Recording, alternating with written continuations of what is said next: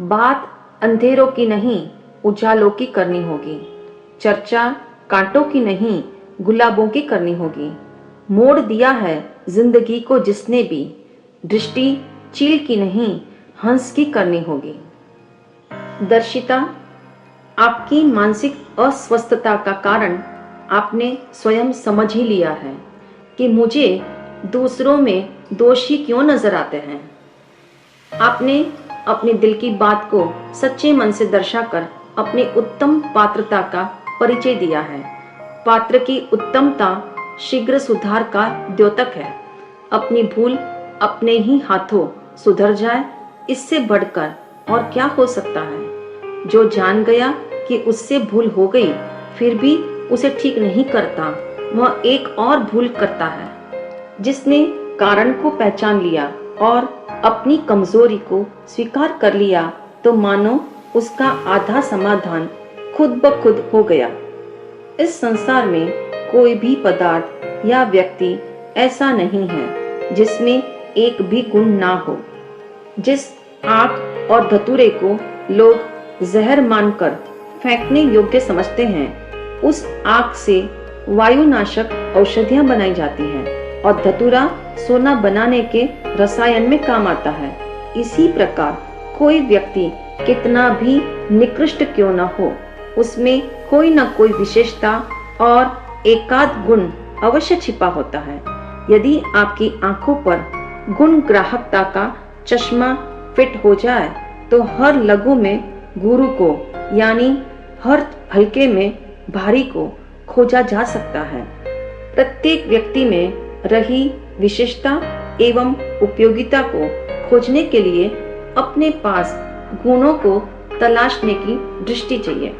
जिसने अपनी दृष्टि में गुण देखने की कला हासिल कर ली, उसे संसार के हर प्राणी में गुण ही गुण दिखाई देंगे और वह गुणों को देखकर हर्षित भी होगा।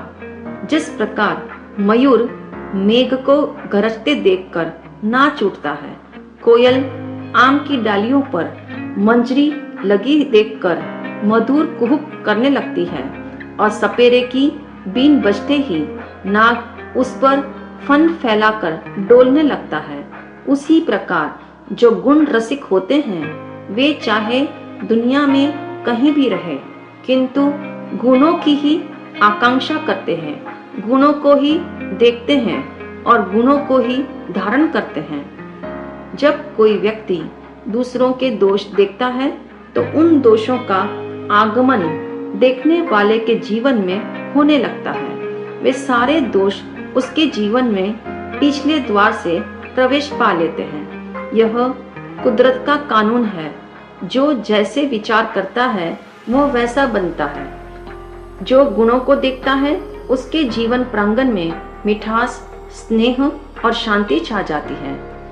जिनकी दृष्टि गुणों पर होती है वे विरोधियों के साथ प्रतिकूल वातावरण में रहकर भी उनके प्रेम और आदर को हमेशा प्राप्त कर लेते हैं। दर्शिता, जिनकी दृष्टि गुणों पर होती है वे विरोधियों के साथ प्रतिकूल वातावरण में रहकर भी उनके प्रेम और आदर को प्राप्त कर लेते हैं। अपने शत्रुओं को मित्र बना लेते हैं। यह एक ऐसी कला है जिससे दुश्मन भी सहयोगी और सहगामी बन जाते हैं। किसी के छोटे से गुण का बखान करके गुणज्ञ पुरुष वृक्ष हृदय को भी सरस बना लेते हैं। दुर्बलों का उत्साह बढ़ाकर उन्हें प्रगति के रास्ते पर चला देते हैं। भारत के राष्ट्रपति राधा कृष्णन के जीवन काल की एक छोटी सी घटना है। बात उस समय की है जब डॉक्टर राधा कृष्णन रूस में राजदूत बनकर गए थे। तब एक बार उन्होंने लौह पुरुष राष्ट्रपति स्टालिन के जन्मदिन पर उनको बेल फल भेंट किया। उस समय सभा में उपस्थित सभी लोगों ने साआश्चर्य पूछा, ये क्या चीज है और इसके भेंट देने के पीछे आपका क्या तात्पर्य है? तब राधा कृष्णन ने हर्ष के साथ कहा, यह बेल फल है। हमारे भारत देश में भगवान शंकर का यह सबसे प्यारा फल माना गया है। यह फल परम आरोग्यदायी है। इस फल की यह खूबी है कि ऊपर से यह बहुत कठोर है, किंतु भीतर से खूब कोमल एवं रस भरा है, जिसे खाने का एक अलग ही मजा होता है। आज के शुभ अवसर पर मैंने महान राष्ट्रपति स्टालिन को यह प्रतीकात्मक उपहार इसलिए भेंट किया क्योंकि राष्ट्रपति स्टालिन इस बेल फल की भांति है।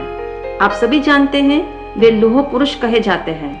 ये भी इस बेल फल की तरह ऊपर से कठोर जरूर है, परंतु भीतर से ये भी कोमल दिल वाले हैं और गरीबों के मसीहा है। राष्ट्रपति स्टालिन राधाकृष्णन की इस व्याख्या को सुनकर बेहद खुश हुए। इस घटना के बाद रूस देश में डॉक्टर राधाकृष्णन बहुत विख्यात हुए। दर्शिता जैसे लोग नारियल को मंगल मानते हैं, यद्यपि नारियल को बाहर से देखा जाए तो वह जूट के आवरणों से घिरा हुआ है, फिर भी सभी की दृष्टि में यह मांगलिक है। उसका कारण यह है, उस जूट के भीतर रही हुई गिरी पर लोगों की नजर होती है। ठीक इसी प्रकार मनुष्य के भीतर रहे गुणों पर जिसकी दृष्टि हो तो बाहर के दोष रूपी झूठ से दृष्टि स्वयं हट जाएगी। यदि आकाश में धूल उड़ रही हो तो उस समय आप अपनी आंख को बचाने की कोशिश करोगी। दुर्गंध आ रही हो तो नाक पर कपड़ा रखकर बचने का प्रयास करोगी। यदि बाहर गली में कचरा जलाने से खूब धुआं आ गया है तो तुरंत अपने मकान की खिड़कियां, दरवाजे बंद करने का प्रयत्न करोगी।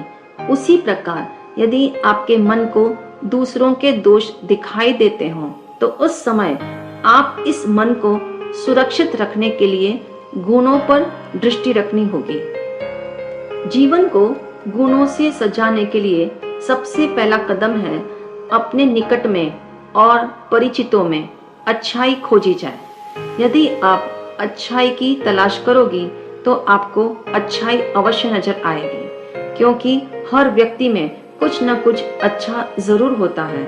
इसके विपरीत गलत नजरिए वाले हर चीज में नुक्स निकाल लेते हैं। ऐसे लोग जिंदगी के आईने में दरारें ढूंढने में लगे रहते हैं। कल्पना करो, किसी व्यक्ति का मुखमंडल अद्भुत सौंदर्य लिए हुए हैं, किंतु उसके पैर पर फोड़े हो और हाथ पर काले काले निशान हो, तो ऐसे में आप क्या देखोगी? फोड़े और निशान देखकर उससे घृणा करोगी या उसके सुंदर मुख को देखकर आकर्षित होगी?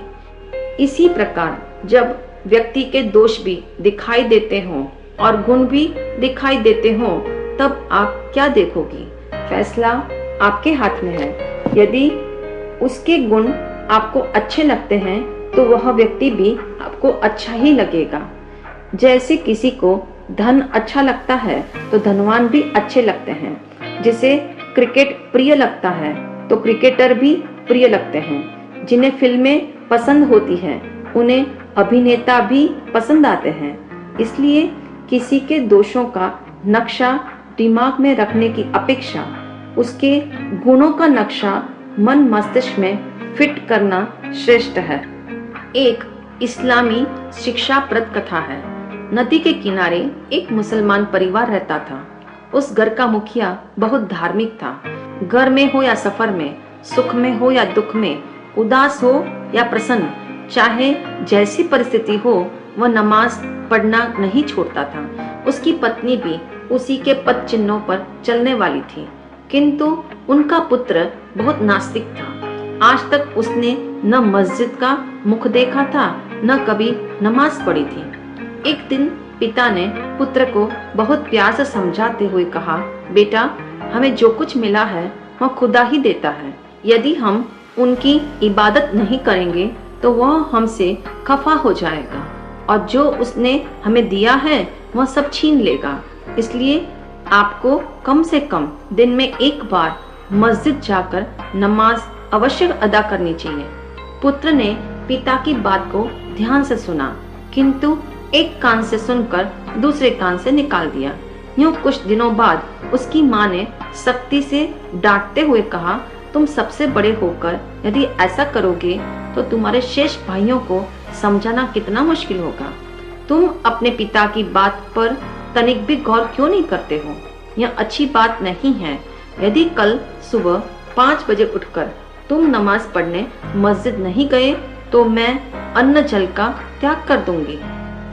माँ के कड़कते स्वरों से डरकर बेटे ने माँ को वचन देते हुए कहा, अम्मा, मैं कल सुबह पिताजी के साथ नमाज पढ़ने हेतु मस्जिद अवश्य जाऊंगा। दूसरे दिन पिता पुत्र दोनों नमाज अदा करने मस्जिद गए। पिता के संकेतानुसार पुत्र ने विधिवत नमाज पढ़ी और दोनों लौटने लगे। ग्रीष्म ऋतु थी, भयंकर गर्मी का मौसम था, इसलिए बहुत से लोग घरों से बाहर आंगन में सोए हुए थे। रास्ते में चलते चलते पुत्र ने पिता से कहा, अब्बा जान, ये तमाम लोग कितने अधार्मिक हैं। सूरज निकल गया है पर इनसे खटिया नहीं छूटती। ये कब तो जागेंगे और कब अल्लाह खुदा को याद करेंगे। यदि ये नमाज अदा करने मस्जिद में नहीं जाएंगे तो ऐसे बुरे लोगों का भला कैसे होगा। पुत्र की बात सुनकर पिताजी बड़े हैरान हुए और सोचने लगे, एक दिन इसने नमाज क्या पढ़ ली, अन्य लोगों को अधार्मिक कहने लगा। उन्होंने फौरन कहा, बेटा, कल तक तो तुम भी 8 बजे तक सोए रहते थे, तब तुम्हें अपनी अधार्मिकता का कभी ख्याल नहीं आया। तुमने तो कभी अपने आप को बुरा नहीं माना। आज नमाज पढ़ ली तो स्वयं को अच्छा और दूसरों को दोषी समझकर उनके दोष निकाल रहे हो। यह तुम्हारी दृष्टि का दोष है।